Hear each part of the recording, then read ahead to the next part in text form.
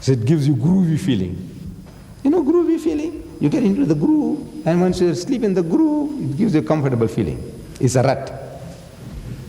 Once you are in the rut, it's a small hole in which, two tracks of wheels, if they go, they can't come out. You keep to the rut. It's like a rail, but it's a hollow rail. The difference between a rut and a grave is only depth. A rut is 1 foot deep, the other is 6 feet deep. That's all. That's the only difference. Is the depth, how much. And it's a comfortable feeling in the groove. Once you are there, you don't want to be disturbed. Nobody likes to be disturbed. We are all like that. We don't like to be disturbed. So I said, Islam gives you the answers. Bring your problems. It might not go down well, as I said, but you give an alternative to the solution that Islam offers. There isn't.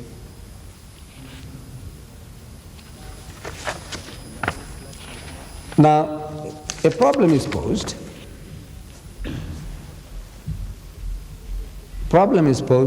He said, look, is Muhammad a spirit?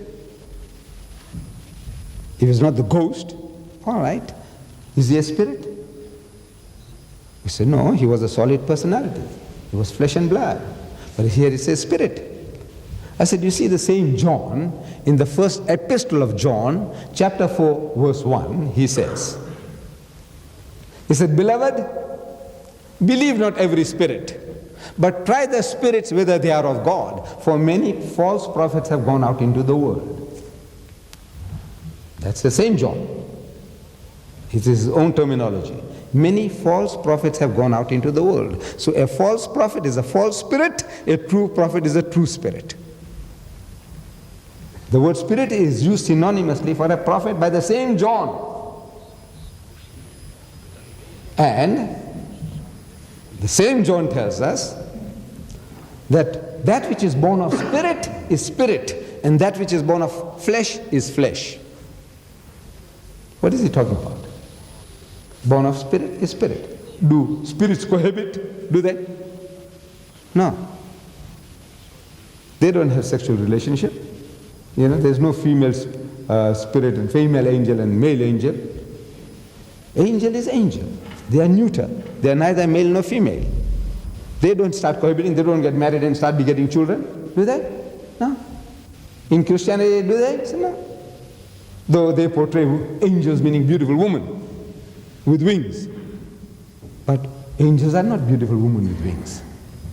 They are angelic. They are heavenly. They are spiritual beings. They are neither male nor female. They have neither shape. They can materialize according to God's will into any form or shape, but they are neither this nor that. They are neither male nor female, and they don't cohabit. They don't beget. So how can spirits beget spirits? How can you be born of spirit? Because it says, he that is born of flesh is flesh. He that is born of spirit is spirit. Now what it means is this, that if you are motivated by spiritual consideration, you are a spiritual person. If it is material consideration that brought you here, that if I go to Mr. Deedat's last meeting, all the videotapes that will be left over, he'll give them out to the people, in the front row. Then you see everybody clamoring to get into the front row. What is your consideration? Material. Incidentally, tonight is the last night you have a chance, if you haven't got them. The videotapes of this great debate that took place in America is there, and also an audio tape of an interview with Gina Lewis on your R70, Radio 74. That's five francs there. You'll enjoy it, 5 francs for the cassette tape, and the others are 75 francs for the 2 tapes. There are 2 as a set. And there's the pamphlets are available in case you would write for free literature. You can also do that. The coupon is there. You can write to South Africa. Inshallah, we'll send it to you. So what was your consideration in coming here? If it was immaterial consideration, intangible consideration, a nobler motive, then you are a spiritual person. If it was material consideration, Mr. Deedat might give us 5 francs each or 10 francs each for coming and attending his meeting, and that's what brought you here, then you are a materialist. You are born of flesh, you are flesh. this material consideration, you are a materialist person. If you are born of spirit, you are spirit, meaning that is your spiritual consideration make you spiritual. That's the language of the Bible. So, Muhammad is spirit. In other words, that his considerations are spiritual. And his title, he is As-Sadiqul Wa'dul Ameen. Before his prophethood, this title was given by the mushriks of Makkah. And this title is preserved on his tomb. You'll find a plaque there which reads, La ilaha illallah al-malikul haqqul mubin Muhammadur Rasulullah as-sadiqul wa'dul ameen. This latter expression, as-sadiqul wa'dul ameen, is not Quranic, it's not in the Quran. This is the tribute which the mushriks of Makkah, the pagans, paid to Muhammad. As-sadiqul wa'd, the man who fulfills his promises. Al-Amin, the truthful, the spirit of truth, the prophet of truth. That is Muhammad. And he guided mankind into all truth. He shall glorify me. He will bear witness of me. He will testify of me. All these are the qualities of this one who is going to come. He will bear witness of me. He will testify of me. He will glorify me. Open the Quran. I was giving you references last night that we in Islam are made to accept that Jesus Christ was born miraculously.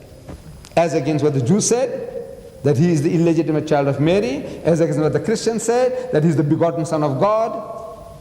The Muslim is made to say his true status, true position. That is true glory. If I pick up somebody here, anywhere, and maybe I don't know the name of your king here or your ruler here, and I pick up a poor man, a sweeper, and he says, you are the son of, say, Adolf Hitler. Well, let's say a good man. You are the son of, I don't know the name of your rulers in the world, you know, anybody, Ziaul Haq.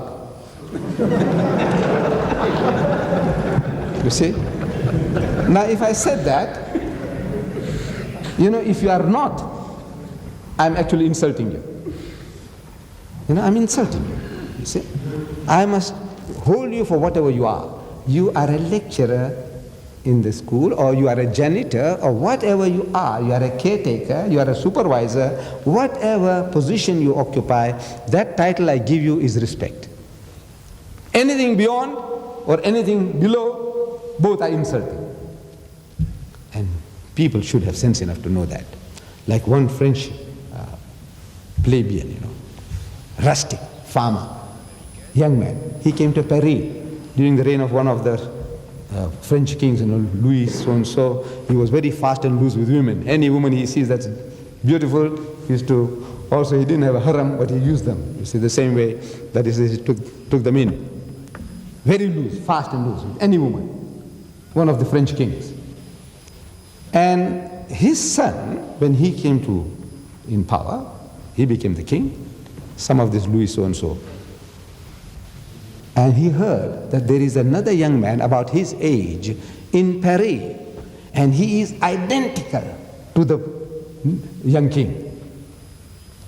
An exact duplicate. So he became very inquisitive. He says, you know, people are mistaking him for you, Your Highness. He said, well, I'd like to see the fellow. And the guy said, search him out. So they got him, and they brought him to the king, the young king. And the young king sees, he says, man, exact replica, identical, cent per cent, like as if they were twins, identical twins. So he's asking this rustic farmer, he said, you know, during the reign of my father, did your mother ever visit Paris? He's insinuating that if your mother did, in case, you know, my father must have seen her and taken her into his harem. So you and I, you know, we happen to be identical. So the young rustic says, no, says my father didn't. I'm saying my mother didn't, but my father